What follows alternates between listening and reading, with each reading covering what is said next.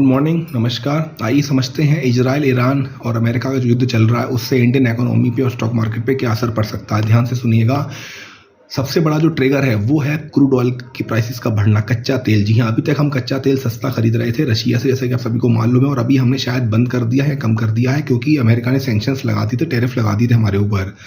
अभी जो बजट आया था 1 फरवरी को, उसमें सरकार ने फिस्कल डेफिसिट और करंट अकाउंट डेफिसिट की कोई प्रॉपर कैलकुलेशन भी नहीं बताई थी रिगार्डिंग क्रूड ऑयल प्राइसेस। तो एनालिस्ट और दिग्गजों का मानना है कि सरकार के पास 60 से $62 की कैलकुलेशन से सरकार ने ये कैलकुलेशन गणना करके बजट पेश किया था, जो फाइनेंशियल 27 का बजट है, जो 1 अप्रैल से चालू होना है। कुल मिला के अभी हम 60 से $62 के हिसाब का ही क्रूड ऑयल ले रहे थे, परंतु अभी जो क्रूड ऑयल के प्राइसेस हैं वो $80 तक जा चुके हैं। अब इसका असर नेगेटिव क्या पड़ेगा? जो हमारा इंपोर्ट है वो 80% इंपोर्ट हम करते हैं क्रूड ऑयल का, मतलब हमारा इंपोर्ट बिल बढ़ जाएगा। हम सस्ता खरीद रहे थे कच्चा तेल, वो महंगा खरीदने लगेंगे। जब इंपोर्ट ज़्यादा होता है और एक्सपोर्ट कम होता है तो करंट अकाउंट डेफिसिट बढ़ जाता है, और जब करंट अकाउंट डेफिसिट बढ़ता है तो उसका नेगेटिव असर करेंसी पे आता है और करेंसी डेप्रिसिएशन देखने को मिलता है, यानी कि रुपया कमजोर होने लगता है।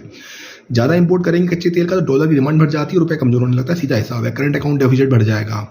उसके बाद जो दूसरा असर है, रिस्क है, वो है इन्फ्लेशन बढ़ सकती है। क्रूड ऑयल के प्राइसेस अगर बढ़ते हैं, कच्चा तेल महंगा होता है तो लॉजिस्टिक प्राइसेस बढ़ जाते हैं, ट्रांसपोर्टेशन कॉस्ट बढ़ जाती है, फूड प्राइसेस बढ़ सकती हैं, जिसका सीधा असर आम आदमी की जेब पे पड़ सकता है, यानी कि इन्फ्लेशन बढ़ सकता है। अभी सीधे तौर पे कहना मुश्किल है कि कच्चे तेल की प्राइसेस कब तक ऊपर रहती हैं या युद्ध कब तक चलता है। ये केवल एक आकलन है, प्रिडिक्शन है, जो मैं आपके सामने रख रहा हूँ। इन्फ्लेशन रिस्क अगर बढ़ता है तो एक और चुनौती आ सकती है आरबीआई के सामने। आरबीआई जो भी रेट कट कर रहा था वो शायद आगे रेट कट करना बंद कर दे।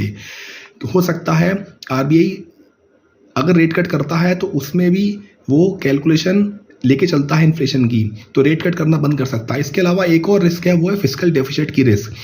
अगर फिस्कल डेफिसिट को बढ़ने नहीं देना है तो सरकार के पास ऑप्शन निकल के आते हैं। पहला कि वो पेट्रोल और डीजल के प्राइसेस को बढ़ने दे, परंतु अगर ऐसा सरकार करती है तो इन्फ्लेशन बढ़ जाएगा।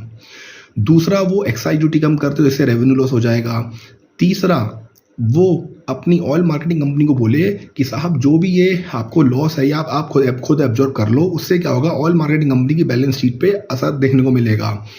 उस वजह से स्टॉक मार्केट में उनके शेयर्स की पिटाई होने लगेगी, शेयर्स गिरने लगेंगे। कुल मिला के एक तरीके का चुनौतीपूर्ण माहौल है सरकार के सामने।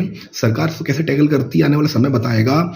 कुल मिला के सारा का सारा जो माहौल है, जो भी सारा का सारा मुद्दा है, वो है कच्चे तेल की प्राइसेस के ऊपर। अब ये देखने लायक है कि कच्चा तेल कब तक ऊपर रहता है। वीडियो को लाइक कर दीजिएगा, कमेंट सेक्शन में अपने व्यू दे दीजिएगा। धन्यवाद।